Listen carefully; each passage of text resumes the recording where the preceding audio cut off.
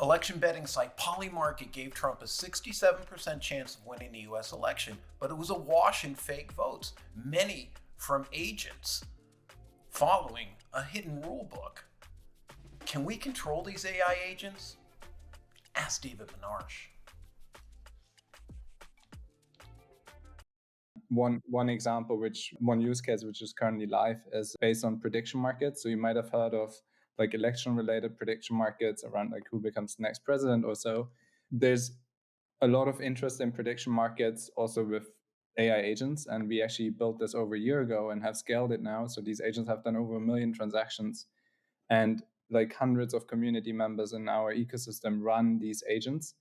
And these agents effectively, you as a user can own one, or you can run them with a group of friends. And these agents then day in, day out, like participate in these prediction markets with your capital. So rather than you going and looking at like some sort of event and saying, okay, I think this prediction market might not just reflect the reality, the agents do it.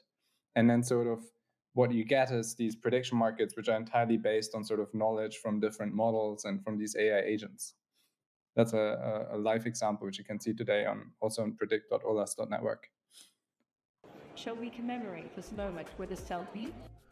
Walking around TechCrunch Disrupt 2024 last week, you get the idea that this single, brilliant AGI is going to do everything in the future, even though we don't know what it means.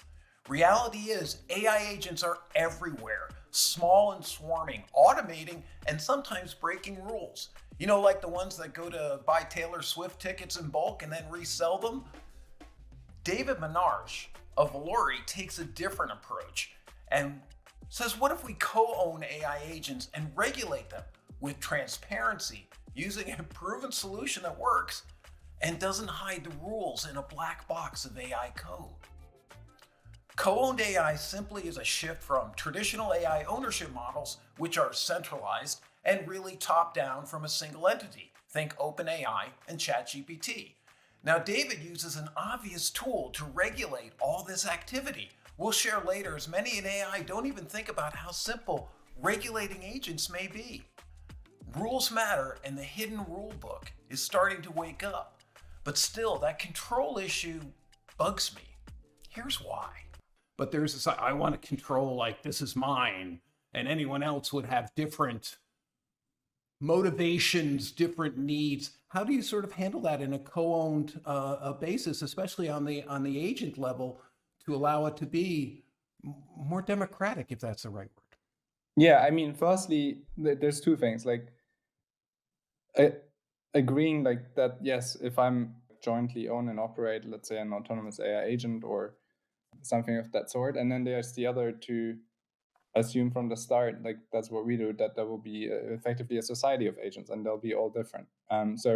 Like not assuming that everyone has to use the same model or agree on that kind of agent, right? Like that's how normal society works as well. We have like heterogeneity, like differences and how we go about like solving business problem, how we solve about like governance, how local and like regional and global and in between, right? Yeah. And so like if we really have agentic software and have agentic software that becomes more and more powerful, ultimately sort of arbitrarily powerful, then I think it's really helpful if we create like competition between these kind of systems. So implicit in this assumption of co-owned AI is not just that there's like a group of people that jointly control it and there's one system, but rather there's many systems and they're somewhat in competition, like we see it with, non-software, like, businesses. If you want, like one way I often think about multi-agent systems or co-owned AI is like as a sort of group of AIs that collectively form a unit that does some sort of emergent thing. That's also how you could describe a business, right? There's a group of people doing something that forms like some sort of higher emergent thing.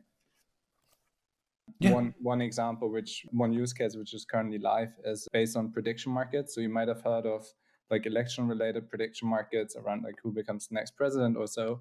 There's a lot of interest in prediction markets also with AI agents, and we actually built this over a year ago and have scaled it now. So these agents have done over 1 million transactions, and like hundreds of community members in our ecosystem run these agents. And these agents effectively, you as a user can own one, or you can run them with a group of friends. And these agents then day in, day out, like participate in these prediction markets with your capital. So rather than you going and looking at like some sort of event and saying, okay, I think this prediction market might not just reflect the reality, the agents do it.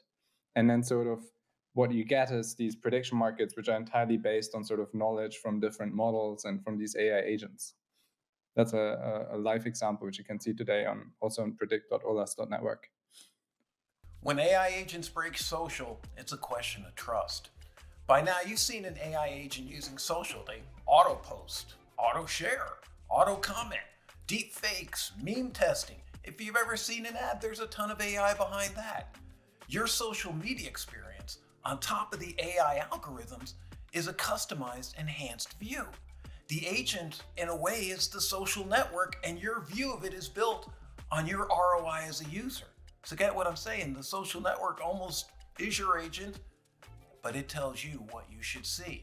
What if your own AI agent could help create a social world that benefits you outside the big tech players and is under your control? Discover what might actually bring transparency to the Wild West of AI. Like on the social media end, we've seen like an absolute deluge of bots where literally, I mean, one of my jokes is, are we going to see human beings? And I don't mean that it's like that's actually a bad thing necessarily, but it's becoming so synthetic.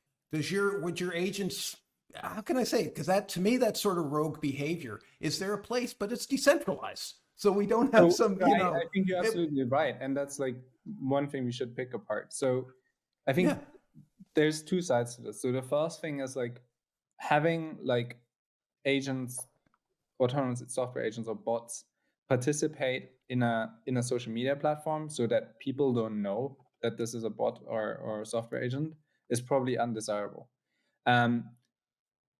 And when I mean no, it's not like at every single time I read a tweet, but if there's no way to know, right? If I'm like looking at this profile, I'm like, well, I think it's a bot, but I can't for sure know because it's LinkedIn or it's X and I don't actually know what's going on under the hood. Right. So now let's actually talk about these platforms. I mean, one big problem is that we don't know what's going on under the hood. I mean, Elon Musk sort of publicized this open source repo, right? It's a joke. I mean, it's like me saying, over here's a repo, but I'm running something over here. You don't know what it is. What we really need is like a link between like any single post and like who actually created it. And the problem is that right now, that's just a trust assumption that we have to place on X, that it is with this kind of entity which is behind it. What would be ideal is if I, as a user, can create a sort of set of credentials which sort of define my online identity. It doesn't even have to be that I have a single identity. It can be multiple, right? And then that identity is cryptographically tied to my posts. And that would solve a lot of problems. So for instance, if like the president of the United States is deemed to say something on X, we could then go and click in and see whether it's actually like reference to those credentials and whether they signed it. And if they haven't, then we don't have to trust on this like sort of verified tick, which could have been hacked. We can actually trust like the cryptography. And if that like technology, which is actually available, was widely adopted across these social media platforms, then actually would be very desirable, because it would make the good agents stand out, because it is desirable, in my opinion, to have like autonomous AI agents be part of like a social media conversation. You can like very clearly already create like content generation agents which have large language models behind it, which generate very meaningful and useful contributions to a debate. But the problem is if I as a user can't like distinguish between these things.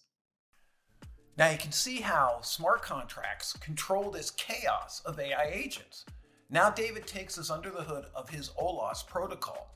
That protocol is a set of smart contracts for coordinating, securing, and managing agent systems on public blockchain right now.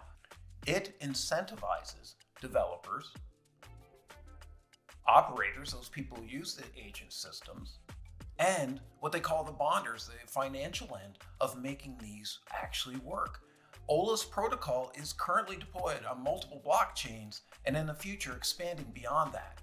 smart contracts as transparent rule engines instead of black box AI rules. How's that work?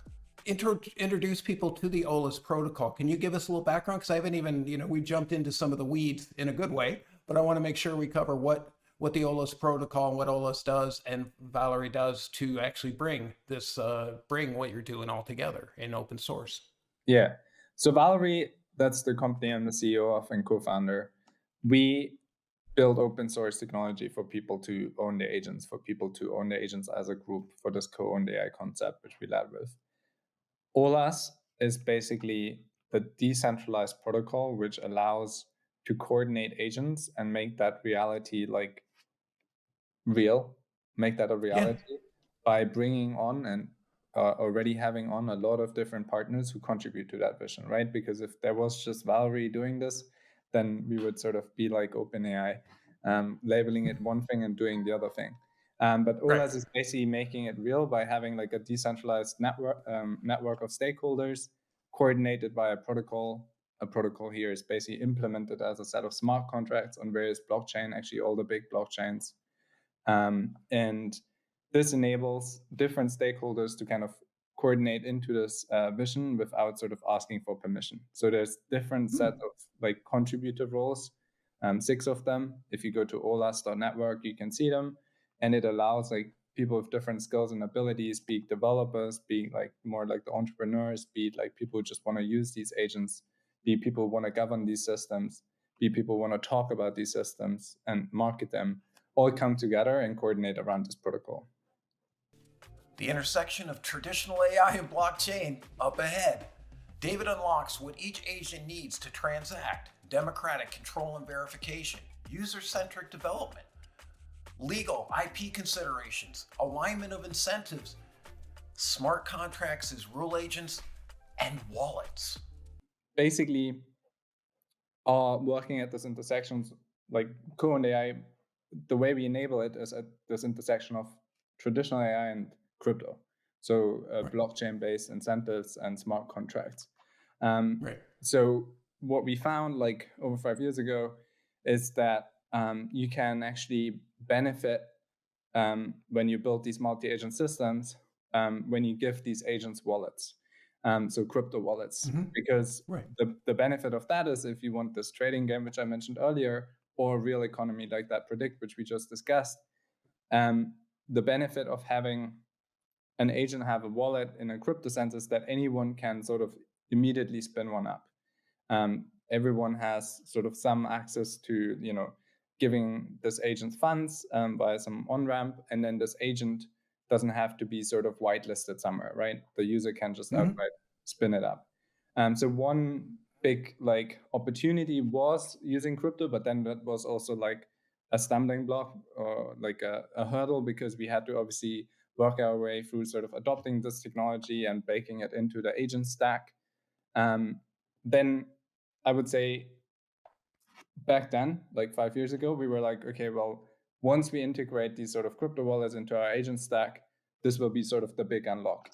And it did present an unlock because of the aforementioned ease around like funding these agents and giving them sort of a wallet and so on. And also what you can do with the smart contracts on chain. We can maybe come back to this later. Why AI agents need rules, not just code? David finds his second breakthrough for these agents came with large language models that made communication much, much different. Traditional programming creates rigid AI behaviors. Valory is using smart contracts to build AI agents that adapt and collaborate while staying within defined boundaries. That's what the contract does. The second big unlock is that large language model which can communicate and understand. A contract that sets the rules for what the AI agent does and is not able to do.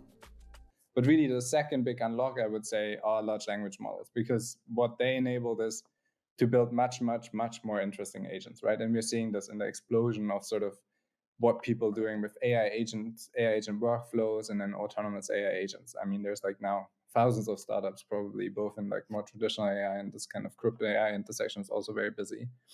And I think, again, there though, there's a couple of like stumbling blocks, I would say. Like you might have heard of and your audience might have heard of various like sort of early hypes around autonomous AI agents where people were just literally like putting large language models in a loop and letting the model sort of run with it. Right. But that doesn't lead to much more than interesting tweets like about that. Because what you quickly find is that, these models aren't super like accurate. And then also eventually, if you give this thing a model, it might sort of just diverge and go off and ultimately do something very different and just waste a bunch of compute. And we had sort of coincidentally, I guess, like solved this in a way, at least temporarily, in that we always build these sort of hybrids between like rules-based and learning-based systems. And the way, for maybe more the technical audience, the way we did this is that on the sort of outer control loop, I guess, we have this sort of finite state machine design. So we effectively give the agent rails on which it can travel. And then within the states, the agent has sort of freedom to decide what to do. But that means that the agent doesn't sort of completely diverge. It might sort of, not be as accurate in some states and might have to retry or something, but it won't just sort of go from participating in prediction markets to sort of randomly starting to write code about something else. So that's not possible. Right. So I think that's two examples, like, the enabling the crypto stuff and actually making this work, and then actually incorporating large language models in a way where it actually meaningfully like works in production. Those are two like concrete examples which we, I think, have overcome to a degree. From code to smart contracts, it's like AI's evolution. AI agents' future might depend less on code and more on rules on how they play together with them all over the place. Smart contracts are creating more flexible and accountable AI systems. It's actually quite simple. The realization that traditional programming is not enough. We can't program ethics, morality, and regulations necessarily, or at least in every case. Smart contracts as a control mechanism is really interesting and kind of obvious, isn't it? So you were I noticed you referenced smart contracts as another level of this. How are these working with smart contracts, or what were you were sharing something there that would like to zoom in, as you say? Yeah. So here's the thing. If I come from a sort of non-crypto standpoint, let me try to explain it a bit. Like the first thing is, like, if you want an agent to affect something in the real world or in the digital world, right, it often helps if the agent can have funds. And so if you imagine like every agent having to have like a Stripe account or some bank account, that's not very practical today. I mean, maybe there's startups now who are kind of working on some sort of Web 2 like solutions for this. But even then, you still have this issue where like you have a layer of permissioning. And that can sometimes be a good thing, but broadly speaking, it's just a lot of friction. And so one thing which smart contracts enable is these sort of smart accounts. So you can think of them like a wallet with like rules on top. So rather than saying to the agent, oh, here you have a bunch of funds and now go do with it, you can say, here's a bunch of funds, but you're constrained to only do X, and it's constrained by cryptography. So the agent can just work around it. If it wants to use these funds, it's constrained within this kind of design space. So that's one very concrete example where like sort of smart contracts deployed on blockchains can help sort of limit like the design, like the working space of the agent, but at the same time also unlock the agent because you can sort of immediately spin one up. But I want to add another example, which is that around sort of coordination, right? So if you think about agents, the interesting use cases we find are those where you have like multi-agent systems. Because then you can have like a single agent specialize in something specific, and then like the actual product someone consumes is sort of the emergent outcome of those agent interactions. So this predict use case, which I mentioned earlier, is an example of that. So what people care about and other AI agent care about are these prediction market outcomes. So for instance, this can be a binary event like who will be the next president. So people care about that. But how that comes together is that like lots of different agents, software agents and human agents have to participate in these markets in various different forms. Like someone has to open these markets, provide liquidity into them. Someone has to arbitrate these markets. Someone has to trade in these markets. That's the largest group. And so effectively what you can do, and that's what we've done, is use smart contracts to create specific incentives around these different roles to be fulfilled. So you can effectively think of this, like going back to this earlier analogy, like a sort of really big agent business, right? Where sort of the smart contract sets the rules, the KPIs for these software agents then to come and show up for work to do these very specific things. So the smart contracts really are what everyone's scared about, autonomous agents doing whatever they want and, things like that. But it actually is that's an interesting form of rule setting that's not used in traditional AI agents that I'm seeing, who are Yeah. sort of trying to program ethics or morality or whatever words, which sound really good. But that actually makes a ton of sense that it's in the contract. So it's almost like, and I know your background is in game theory, so it's almost like in terms of aligning incentives with the stakeholders, are smart contracts, along with other things, really one of the really core things that help align the incentives and don't let it just sort of get out of control? Yeah. So when we talk about alignment, I think there's a sort of internal, external, or maybe that's not the right word, but like the kind of how do I align a specific AI program? And then how do I align the societies of AI? They're two different things that to a degree overlap.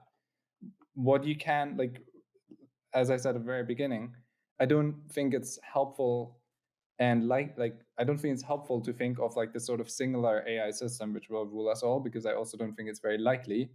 Um, I think we should like design for a world where there's like competition amongst AIs, like there's competition amongst humans, and that is also a very likely outcome actually. Um, so if you think about this world, there's many different AI systems, and it's a question not just of like aligning a specific AI system with the goals of its owner, right? So which again could be like a single human or a group of human or whatever, or a government. But it's also interesting to ask, okay, if we have multiple of them, like what will happen if they interact? And so how can we align some of them to contribute to certain outcomes, right? And so that's sort of like, to give another analogy, that's what we do with like rules and regulation, and like when they're done well, right, on a state level or a regional level, we set certain rules to kind of try to get society to move in a certain way. And the way we use smart contracts is in that way. We effectively set a certain amount of like incentives on a blockchain to like bring about a certain outcome. This in a way the same way you do it as a business owner. You can't like ultimately like be there and guide every single step of your employee. Then you could do the work yourself. Instead, you set certain KPIs and incentives for your employees to kind of bring about whatever you care bringing about. But the idea of the blockchain and smart contracts providing authenticity, but also not even like third party authenticity, which is nice because, again, platform's going to be like, oh, they're not in control of my platform, right? And justifiably so. But it has some way of authenticating who that user is that could tie into deep fakes, that could tie into so much more than trying to stop it at the social layer, which honestly is a whack-a-mole. And Mm. you're never gonna be able to. The bots are always smarter than the person trying to prevent the bots. Yeah. But the identity is core. That's really an interesting insight there. 100%. And I mean, it would actually turn it into a actual town hall or marketplace, market square, right? Because you can sort of credibly let everyone participate. And like the interesting thing is, like, if you want to take this further, because I'm very excited about like social media and crypto intersection, it's like you can like one big issue is with the algorithms as well, right? So you often find that you like, now I'm getting all this like election content. I'm not even a US citizen, so like I don't care. Like I care a bit, but I don't care that No, much. totally. And Yeah, then yeah. like clearly like certain narratives are being pushed on me, right? Like it's not even that it's sort of balanced. And if I could actually, as a user, select my own algorithm, that would be desirable. And that takes us back to like also this connection with like alignment. Like we are all independent like individuals. We should not have to like consume like sort of one, like be it currently like the right or the left sort of version of the news. We should be able to compose that in the way we want, and then have like means to educate each other about maybe composing it in a different way. And crypto would actually trivially allow that. If you imagine like, okay, everyone like kind of puts these posts out into this soup of posts which are cryptographically linked on different like networks, then you can have like your own generated, generative AI interface, which shows you the news and like the content in a way in which you want. I think that would be such an exciting product, because you can suddenly like sort of have your Insta stuff with your like crypto stuff, with your like news in a way which you personally find interesting, and someone else can compose it in a very different way. But we're not there yet. Let's work towards it. The hidden rule of smart contracts. Here's where we're really at a finding. Could smart contracts help in the regulation of AI agents? Setting rules for agent behavior, creating even like prediction markets, giving the criteria, the outline, the boundaries of what this is able to do. Enable transparent transactions. So if somebody looks at something posted and said, "Was that you?" they can go back right to your identity on the blockchain. We're going to get to that in a second here. Think how powerful that is. And we're creating all these harder systems.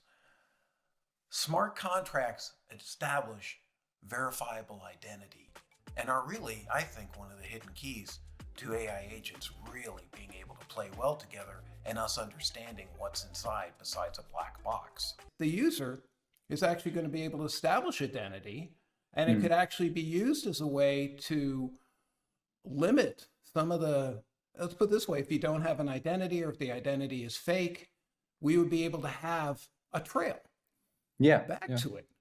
And we don't have any smart contracts in any social media. It's just, sorry, this is like would really get, because I think it's actually feasible. Like you could really get people. And I mean, to people's credit, there is now some protocols who are like slowly growing, but nowhere near as fast as they should. I have to shout out to Lens as one, Farcast as another, who try that on the sort of application and like layer. So they have these protocols for people to put posts in, which are sort of cryptographically linked exactly in the way which we sort of talking about. And then there's also like various like identity and IP solution which link into that. Also like with this cryptography. I still think that there's a way for these things to bootstrap. I think agent actually plays a key part there, because one interesting thing about agents as well is they become their own like users. If you think like our side, actually Olas network, the DAO side talks a lot about agent economies, and the reason is because these multi-agent systems can be often understood like a mini economy. Like a business is one unit, and then multiple of them becomes a small economy, and so they become like their own users with their own desires and requirements. And I think that can, if done right, create terrible flywheels.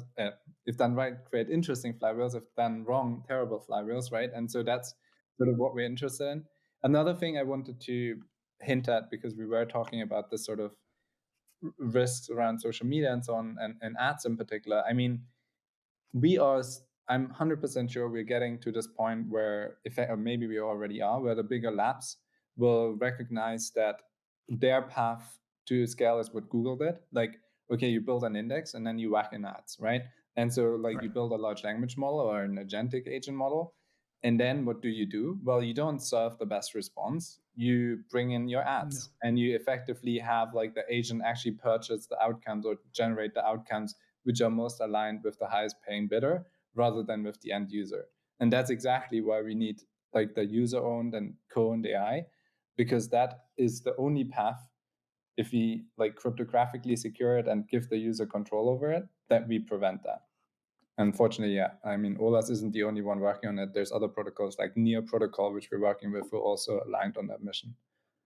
But where would you like to see this as you develop? I mean, what's your ideal sort of scenario where this grows into, maybe in the next 2 or 3 years? Yeah, I mean, I think our mission is like very long term, and we're happy to be around long term. It's about giving everyone an autonomous AI agent that they can fully own and control, that does arbitrarily useful things for them as they define. And I think where we are now is like in a situation where these are very specialized agents in narrow crypto domains, where I hope to be in 2 to 3 years, is that they are like certainly more generalist, probably not like full generalists, but certainly also useful outside of crypto. We want to really give you agents that like help you in basically 3 broad domains, like make you healthier, make you wealthier, and make you like socially better off. And like the closer we can get there, the better. Ooh, I like that. Sign me up in a good way. No, that's Yeah. well. Listen, where can folks obviously go to Valory.xyz? Where can they reach out to connect with you after the podcast? Yeah, X is still the best place. I'm waiting for the biggest decentralized network here, but yeah, on X it's at Autonomous for Olas network and at Valory.xyz for Valory. And then we have a YouTube channel with similar handles and the site olas.network and Valory.xyz.